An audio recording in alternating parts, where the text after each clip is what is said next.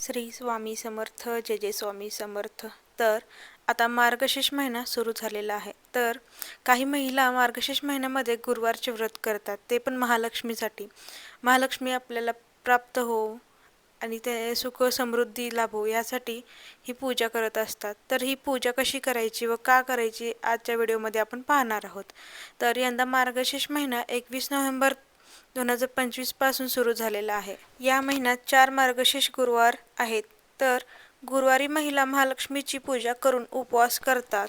कार्तिक महिन्यानंतर मार्गशीर्ष महिना सुरू होतो. हिंदू धर्मात श्रावण महिन्याप्रमाणे मार्गशीर्ष महिन्यातलाही अधिक महत्त्व आहे. मार्गशीर्ष महिना भगवान श्रीकृष्णाची आवडता महिना असल्याचं मानलं जातं. तसेच या महिन्यात दर गुरुवारी महालक्ष्मीचं व्रत केलं जातं.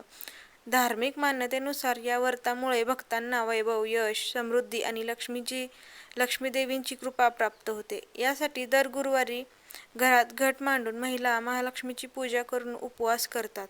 तर आता जाणून घेऊयात की पूजा कशी करावी. गुरुवारी सकाळी लवकर उठून स्नान करा. त्यानंतर चौरंग किंवा पाटावर लाल कपडा पसरवून तांदळावर तांब्याचा कलश ठेवा. कलशाला हळद कुंकू लावा.